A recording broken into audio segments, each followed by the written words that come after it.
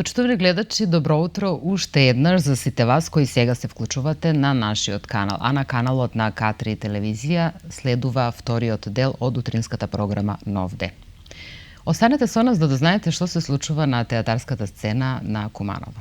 За таа цел, а исто тој повод, е нашиот гостин денеска во студиото, а тој е господинот Горан Илич. Добро утро, добре ни дојдовте. Добро утро, добро ве најдов. Како сте? Па не би можел да кажам поспано, бидејќи јас сум човек кој станува доста рано. Така. А рано легнувам, рано станувам. Така. Наверојатно ради годините тоа. Па не знам, повелете? Тоа така и. Ради годините не знам дали ради годините, може би тоа е една навика многу убава. Навика, да. Која што Инаку во последно време интензивно се спремам да почнам со спортот се бајле.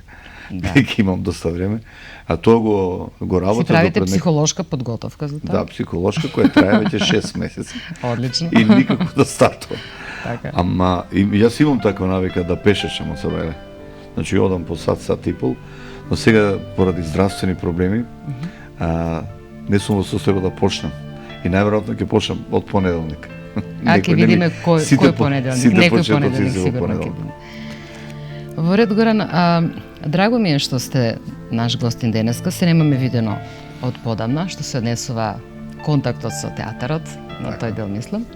Но еве имаме еден многу убав повод, убава причина зашто сте тука со нас, а тоа е представата Аудиенција, имено дуодрама или представа. Тоа ќе го објасниме малку покасно на гледачите што всушност значи терминот дуодрама.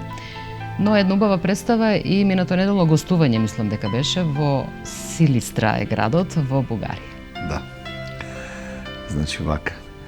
Се работи за представата Аудиенција, која пред 2,5 години, двајца млади ентузијасти, едниот дипломиран актер, Мирослав Петковиќ од Куманово, ми предложи нешто да работиме, било што, само нешто да работиме. Па макар и да глумиме ако треба. А тука беа и неколку млади луѓе, Така. кои исто така беа заинтересирани и неколку пати доаѓаа пред тоа кај мене дома напишале некакви текстови, па јас им ги коригирав, им ги правев, им укажував на грешките и на тоа како би можел да се развие тој текст. И тогаш реков, па добро, зошто вие млади еве се од Куманово сте не се споите, па направите нешто. Так. И супер, тие се здружиле, неколку дена дружење, и после тоа дојдоа сите топтан дома кај мене, не вика ние ќе работиме, ама и ти мора да работиш со нас, бидејќи ти на некој начин не иницира ова да се дружиме. Да, се разбирам. О, мајко мила, си реков, сега овие дечишта се полни со енергија, имат идеи, сака да работат, а јас не знам колку во моментов можам да работам. Реков, па добро, ајде што, бидејќи сум авантурист по природа. Реков, ајде да пробам. И во почеток беше као проблем некој да најдеме некој текст, а после ми текна случајно го гледав некоја емисија од Вацлав Хавел на телевизија и си реков Аудиенција, бидејќи текстот го знам доста долго време. Дури имам гледано една таква представа во Ателје 212 пред 25-6 години, бидејќи таму едно време и живеев во Белград. И реков, ако сакате Аудиенција, добро, соберете се, и така направив една екипа од 7-8 млади луѓе и јас. Така. И така почна процесот. Представата ја игравме надвор од театар, значи тоа не беше проект на театар. Тоа е многу интересна работа што прочитав во информациите што се тука, значи изведувана е во кафетерија или во каков тип на објект изведувана и колку може да биде адаптиран тој објект за една представа? Видите, действието на самата представа се одвива во некаква канцеларија, во една пивара, во некој провинциски град. Така. И еден познат писател, поради својот политички ангажман, е принуден да работи таму за да може да преживее. И таму тој не е оставен на мира, нормално постојано го следат властите преку тие луѓе кои се проблеми со законот. Така. Да, и тоа тогаш ни се виде доста вака актуелно, значи би можело да биде интересно и да биде нешто што и нас не интересира, Да. што не боли, бидејќи театарот секогаш е активен и секогаш е жив само тогаш кога се занимава со теми кои ги допираат и самите уметници.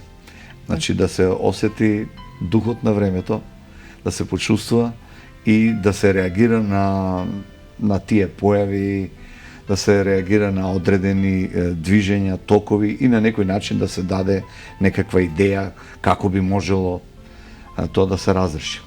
И така ние игравме во такви некакви алтернативни простори, што за мене исто така беше голем предизвик, бидејќи реков ајде да се врата малку во младост, бидејќи тоа навистина ми е голема желба да играм во такви некои кафетери, потоа некакви магазини, девастирани простори. Значи тоа не треба да се светли, убави, не знам, чисти, не мора да се. Театрот може да се случува секаде каде што има енергија, секаде каде што може да се судрат тие обштествени и некои наши внатрешни духовни пориви. Да, еден интересен момент има за представата која третира двајца професионалци, кои го спомнавме тоа, нели, професионалци во своите професии. Така. Кои треба да направат разговор во 4 очи и мислам дека е тоа проблем во 21. век, што мора да се направи разговор во 4 очи, но мора да има 5 души. Многу интересен момент. Па тоа е секогаш така. Најчесто е така, посебно во ова денешно време. Ниједна тајна нема да остане тајна, знаете. Мислам тоа се и митски димензии на оваа работа. Ако ви текнува и за она анегдота една има за царот Тројан со кози уши. Нели, тој берберот кога го видел, кога го пострижувал, така? Му видел дека има кози уши и овој му кажал, царот, слушај, ако некому кажеш дека имам кози уши, главата ќе ти отиде. И овој морал да ископа дупка, за да го каже тоа некаде, ама тука пораснало некое дрво, па некој офшор поминувал тука, го изекол дрвото за да направи кавал и кавалот свирел, така пеел, нели, во царот Тројан има кози уши. Значи ниједна тајна не останува тајна, секојаш таа ќе излезе некојаш. И некој мене многу емотивни работи ме вржуваат со Вацлав Хавел. Значи јас уште како студент, некаде 80-та година ви кажал, мислам дека беше, исто со некоја група гостував таму во Ателје 212 и тие тогаш ги игра овие представи од Вацлав Хавел. Таму беше најиграниот писател, бидејќи во Чешка беше забрануван и неговите представи вообичајно се игра во некакви си затворени кругови од луѓе. Значи тие луѓе кои беа следбеници на таа прашка пролет, луѓе кои беа малтретирани од полицијата, следени и така да неговите представи се игра на тавани, во подруми, во некакви разрушени објекти, по станови ги игра представите. А јас присуствував на една донација од глумците, тие собира пари да му купат некакво јадење, не знам, колбаси некои, кои ги направија во еден куфер, значи требаше да гостува Ателје 212 во Прага, и тие му ги спакуваа колбасиците внатре во куферот, значи тајно да однесе за да има што да јаде. Инаку Чешка во тоа време беше катастрофа. Поготово после 60 интервенцијата на овие силите на Источниот пакт, на Варшавскиот пакт во ова. Но тоа беше многу битна работа за мене како млад. Бев возбуден од тоа, дури јас дадов некој денар, не знам, така да учествувам во тоа. И после ги гледав сите негови представи исто во Ателје, се игра 5-6 и аудиенција, вернисаж, му се играше просјачка опера, Марија се бори со ангелите и така. И навистина посакував некојаш да го поставам некаде. И така ми дојде ова ситуација со овие млади дечки од Куманово кои би сакал да ги прочитам, бидејќи навистина е битно за нив. Значи во представата играат Горан Илич, Чедомир Митевски, кој е студент на втора година на Академија за драмски уметности. Тогаш кога го работевме ова, Чедо многу сакаше да оди на Академија и таа година не го примија. Дури следната година, тогаш го спремивме, рековме Чедо, мора да те спремиме, и Чедо е сега еден од најдобрите студенти таму на Академија. Сценографијата правеше Бојан Маневски, тој исто кумановец, тој е еден дечко кој заврши Академија мислам дека заврши сценографија во Бугарија, а сега за да преживее се занимава со тетовира. Музиката е на Огнен Давидковски. Огнен исто заврши музичка академија во Штип. Иван Стојанов, тие заедно тоа го свира, и дизајн на плакат е Мартин Давидковски, тој исто еден млад човек кој се занимава со фотографија, цртеж, филмови снима. Асистент на режија и драматургија Владислав Илич, тој е мој роднина, кој сега живее и работи на Малта, таму студира исто глума и снима филмови, веќе слушам таму. А режија на Мирослав Петковиќ, кој е магистрант на Скопската академија по режија. Инаку тој сега во моментот студира некакви постдипломски студии, не знам точно што, во Истанбул. Так. И во меѓувреме и режира овде. Ова представа сега ја адаптиравме за во театар. И тогаш представата игравме во Куманово, во неколку кафиќи и по Скопје исто, по тие кафулиња. И така, мислам дека најде на добар одзив тогаш кај публиката, дека младите се забавува, тоа им беше доста интересно. Так. И така. Интересна екипа, надежни млади луѓе, но ова е независен проект. Така. Но тоа не значеше и не пречеше за да излезе еден ваков одличен проект кој што е на репертоар на Кумановскиот театар. Да. Премиерата беше на 1 и 2 септември. Да. И по реакциите кои ги следевме, кои ги слушнавме после представата, публиката ја прими со воодушевување представата. Тоа за нив беше нешто ново, нешто вака интересно. Бидејќи овде и навикната публиката така да гледа убави работи, за жал во последно време се поредко правиме такви проекти со кои можеме да се пофалиме. Мислам дека сега веќе излегуваме на некакви патеки кои мислам дека ќе не однесат кон патот на успехот. Бидејќи сега во моментот во Куманово има 15 артисти, во главно тоа се млади луѓе и најверојатно сега кај нив се раѓа и желба за надпревар и желба да... Така се разбира, тоа е веќе една многу убава тема која ќе ја поразговараме, но први да се одмориме со една музичка номера, ако може.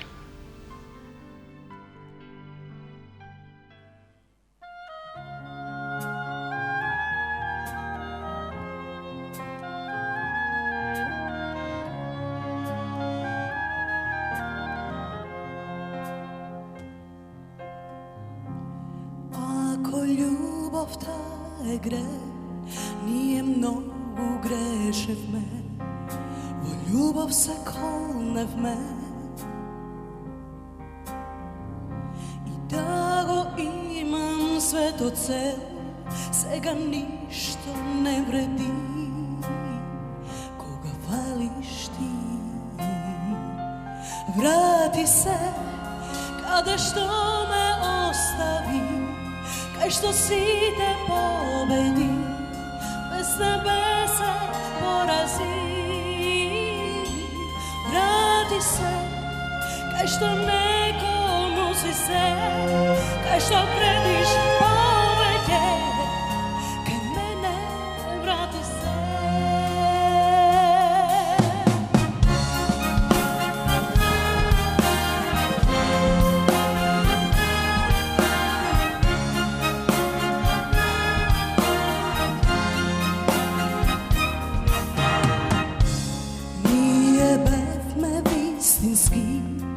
Беше се совршено, но во време погрешно.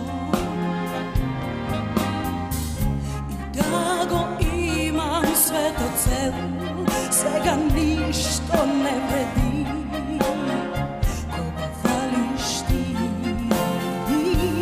Врати се, каде што ме остави, кај што сите победи, без небеса порази. Врати се, кај што некому си се, кај што предиш повеќе,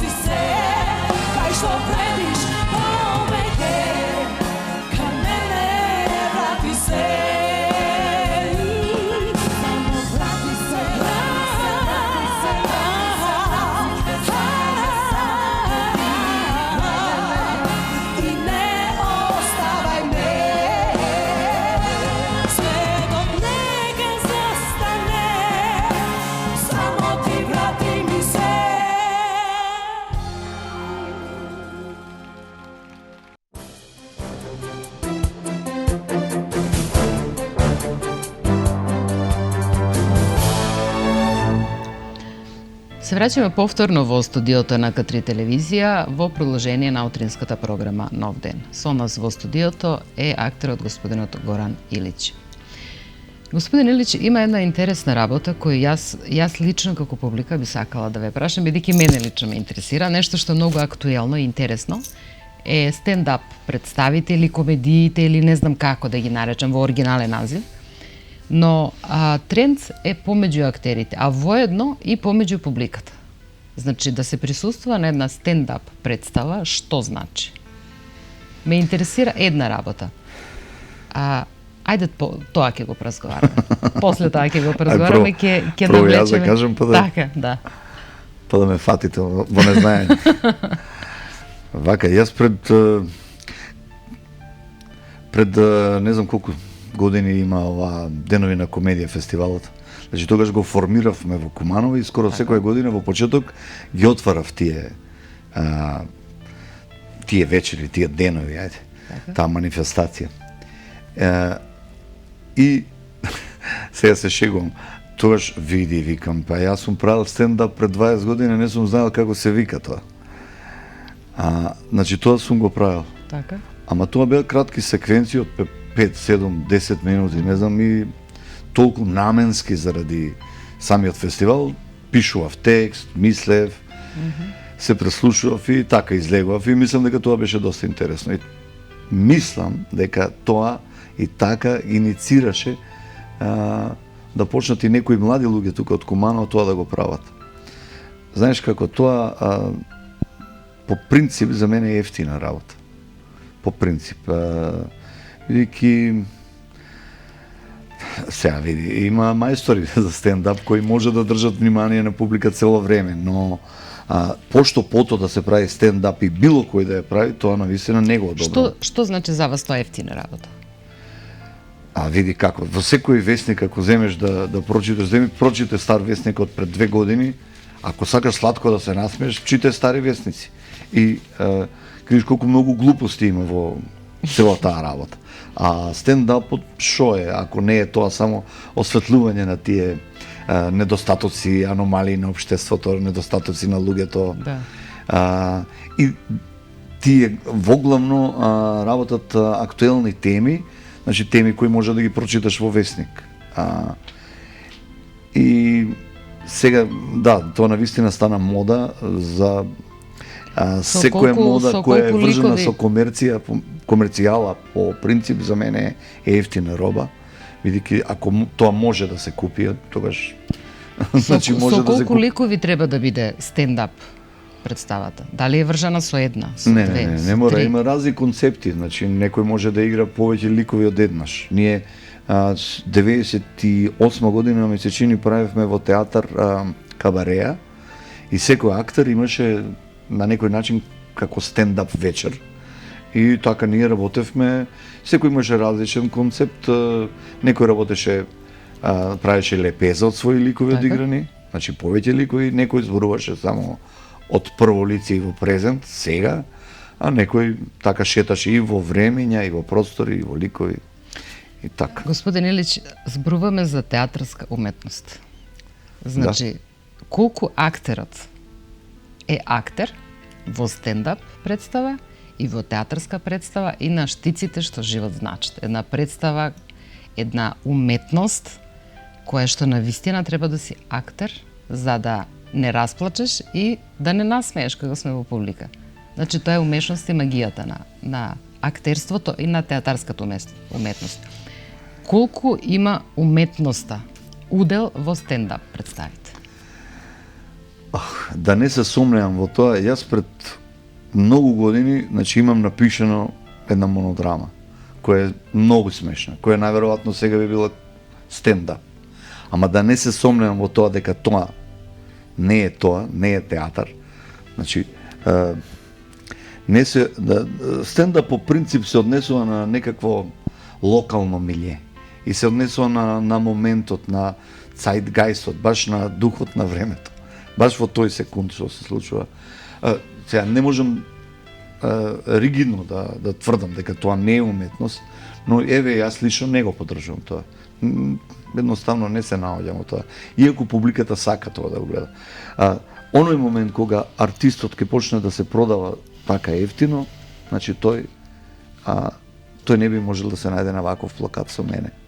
Значи јас избегавам такви комерцијални работи. Ако треба, работам надвор од театар за да преживеам, за да нели оставам нешто на своето поколение, на својата фамилија, но едноставно ефтино не сакам да го продавам тоа што го знам и што го можам. Да.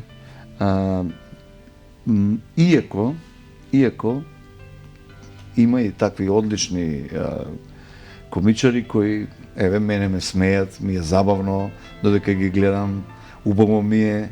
Да. Но на крајот од денот Тоа е само актуелно, интересно и тоа е се. И така. со рок на траење, што би се рекло. Па така со. Добро, ајде крапо. да се вратиме повторно на театарот во Куманово. Вие сте еден од ретките актери од она време кога Кумановскиот театар гостуваше на многу странски и домашни фестивали. Значи едно прекрасно време, кога имаше прекрасни представи, прекрасни случувања во градот, кога живееше дух, имаше со душа, што се вика, живееше нашиот театар. Но години наназад не е така. Желни сме за театарска убава представа. Јас ви реков дека сега е тренд во овој театар да почнеме да работиме, бидејќи овие млади луѓе гледам дека навистина се мотивирани и веќе има, сега синојка имаше представа сношти жена од минатото, и работеше една можеби најактуелна македонска режисерка во моментот, Нела Витошевиќ, со една одлична екипа од кумановски глумци. Добро. Мислам дека тоа е представа која може да тргне по фестивали и да настапува и да собира успеси, но мислам дека тука е проблеми со рекламата, со пиарот на театарот, со едноставно бркање фестивали, бркање врски, а тоа не оди баш така. Мислам, не можеш да назначиш човек, дојди вамо, ти ќе работиш тоа, ќе комуницираш, треба да си личност пред тоа. Значи, треба нешто да си инвестирал во оваа работа. Треба да те знаат, да те познават, да ти веруваат. Да. Значи... Јас ќе ве прекинем малку тука. Вие едно време бевте директор на театарот, колку се сеќавам. Сега, што е полесно? Да се биде актер-директор или да се биде сам актер? Или бевте само директор? Дали можевте да бидете поделени? Јас мислам за себе дека можам да бидам одличен менеджер. Бидејќи ви реков дека не се занимавам само исклучиво со театар и исклучиво не живеем од тие пари. Така. Значи, знам да работам. Исклучително тешко беше за мене кога бев и актер и директор. Значи, се чувствував многу поразено како актер, бидејќи имав многу улоги кои не ми беа доправени некако. Иако додека бев директор не сакав да одбијам ни една улога. Значи, тоа беше гарант за режисерите кои ќе дојдат дека представата во која јас играм ќе им функционира едноставно. Кога е тука директорот, службите околу ќе мора да работат како што треба, нели, да бидат на висина на задачата. Но за жал во тие години моите улоги не беа на тоа ниво кое беа претходно. Сега како цивил, значи кога ме развластија, иако и актуелниот директор на неколку пати побара од мене да работам како уметнички директор, но навистина тоа сега во овие години баш е голем напор. А во кои години? Во искусни години, каде зрелост? Јас сум актер колку го бараат. Значи, играм нон-стоп некаде надвор, лево, десно.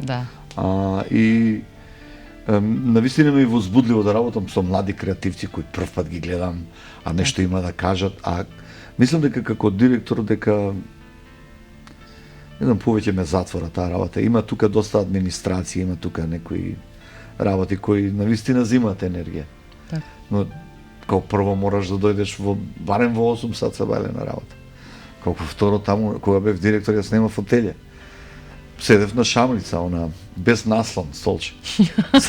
Значи тоа беше еден трик мој за да не седам долго во таа фотелја. Значи директор треба да дојде, да види што е, како е, да видиме планот денеска, што правиме и на терен. Така, Да идеш да молиш некаде, да кукаш, бидејќи нашата работа е со молење. Нели? Не сум доктор, па да дојде некој да ме моли да му ја оперира мајка му да му биде убаво.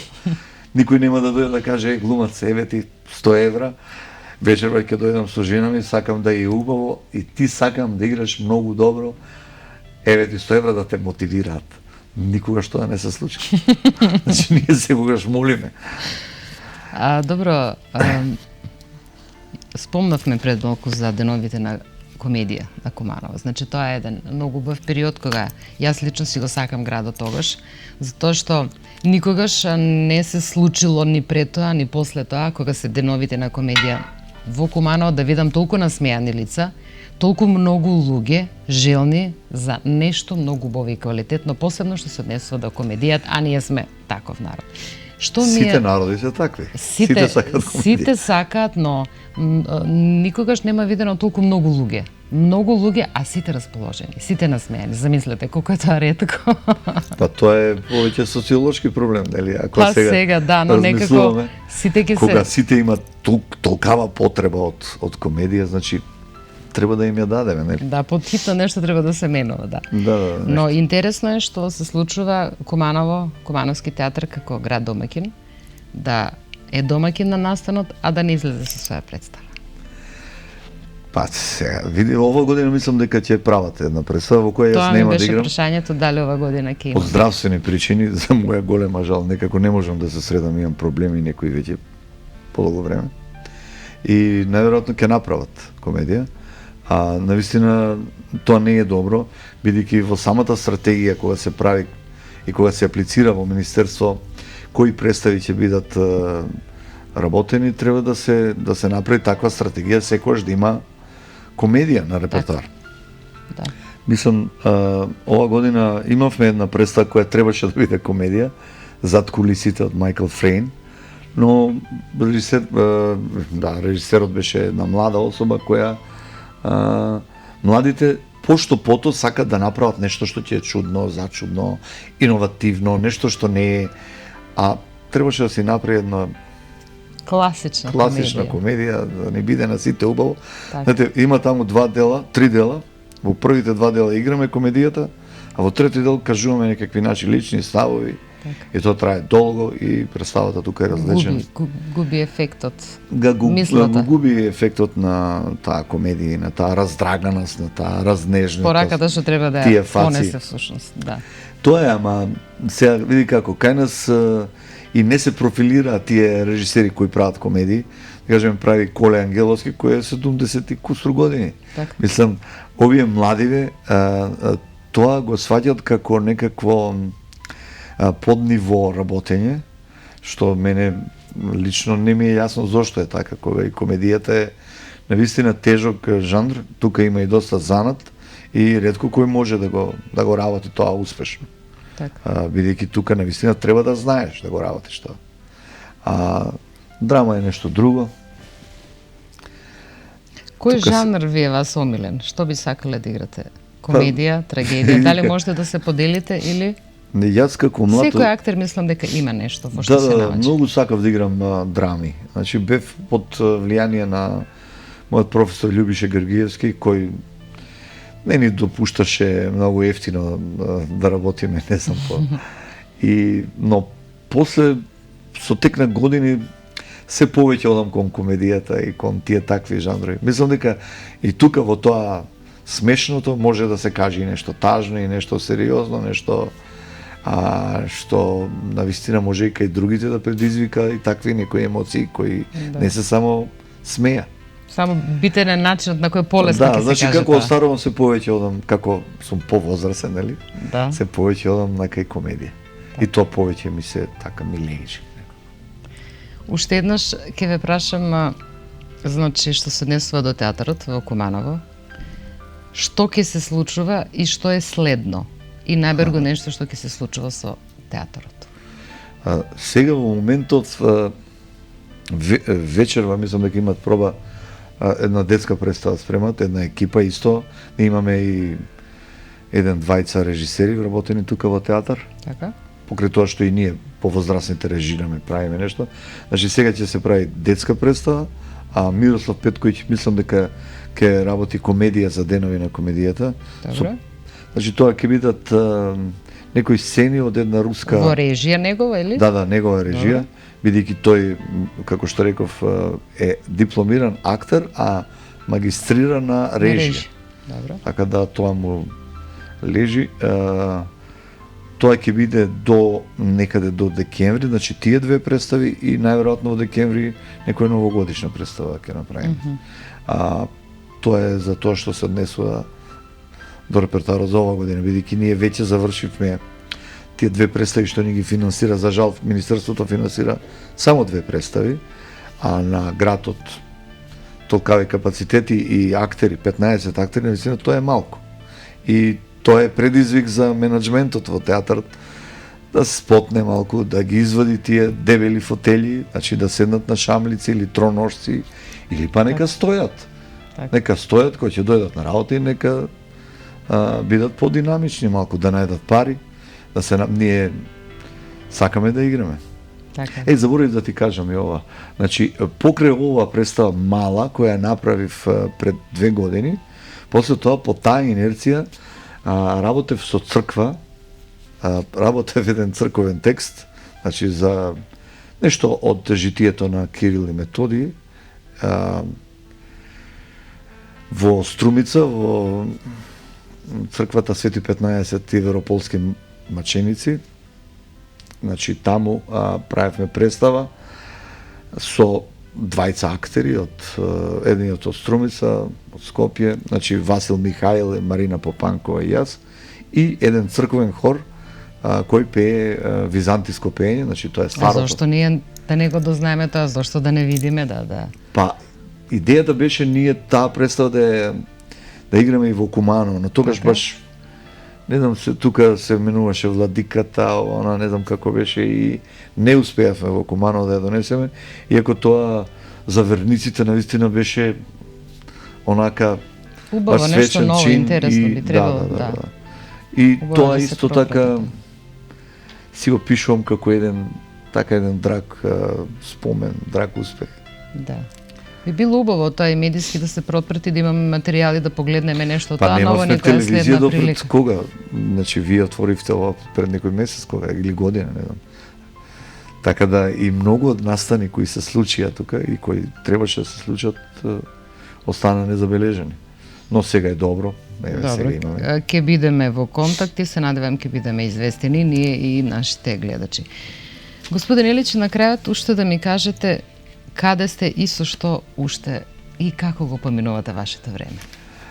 Види, јас скоро да немам слободно време. Значи, ретко е навистина тоа. Така? И навистина тогаш кога ќе имам слободно време, бидејќи ви реков дека не сум здравствено баш како што треба, имам време да боледувам. Да си дозволите да бидете болен. Затоа и не ги сакам тие слободни денови, бидејќи тогаш постојано сум болен. Значи, тогаш ги допивам тие апчиња што сум ги промашил, тогаш одам кај доктор, тогаш овкам, кукам и не знам се. Покрај тоа што работам, постојано некои мали представи, постојано сум на телевизија, значи снимам народни приказни. Тука сте активен, тука ве гледам. Сум, доста активен. Снимам за Канал 5, а во последно време и за Македонска радиотелевизија.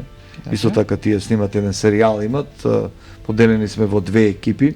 Она старата екипа со Шенка, Ванчо и Гоце и Владо Дечиновски нормално, и ова друга екипа јас и Кети, да кажеме, и други млади луѓе.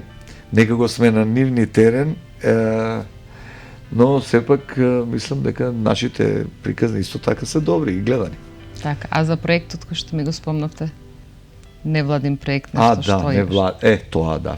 Тоа е интересно. Инаку работам и Проарте, имаме некоја невладина организација која екзистира веќе 15 години во Куманово и овие најбитните фаци, да кажам, уметнички имат поминато тука во тие наши работилници и студија кои ги правевме со мојата сопруга Кети Дончевска Илич, која е идејниот водач и моторот на таа наша организација.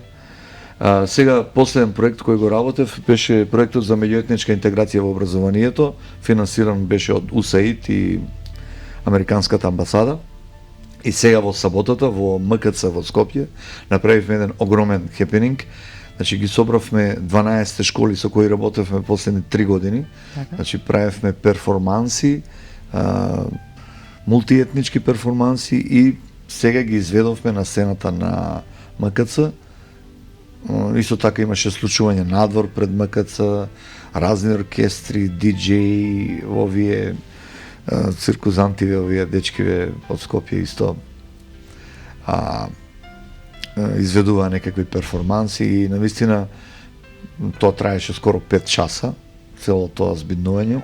Навистина беше доста возбудливо за тие деца кои дојдоа со автобуси од... И како проект е многу интересно. Па да, и секогаш е поддржан од некој од локалната власт. Значи тоа го работевме и во Куманово, ние во Куманово снимивме едно филмче пред 2 години, 2,5 години. Така. Значи проектот е веќе 4 години, во Куманово бевме пред 2,5 години. Тоа го работевме во економското училиште.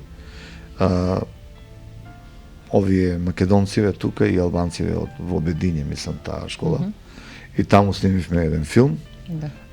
Тоа беше доста интересно. Покрај тоа имаме добра соработка со овие ЦИД, Центар за интеркултурен диалог од Куманово. Тие на некој начин и произлегува од Проарте, како што произлегува и многуте млади актери, музичари, ликовни уметници.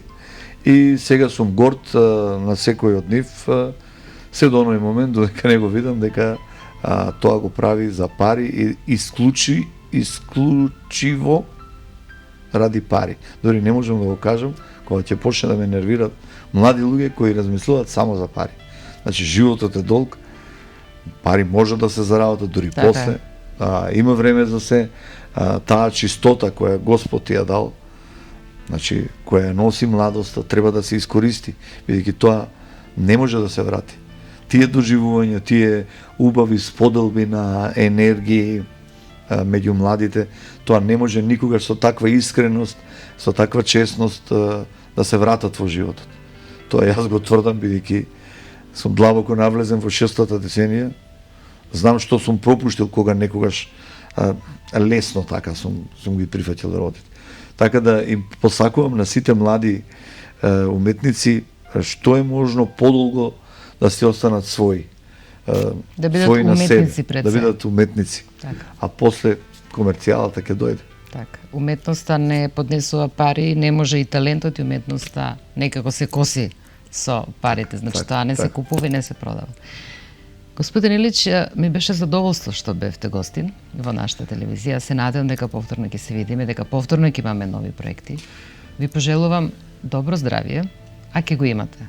Па се надевам. Со оглед на тоа што сте активни, што секаде ви има, значи и човек со кој има млад дух, секогаш наоѓа време за убави работи и се разбира и здравјето си е на свое место. Се коригира.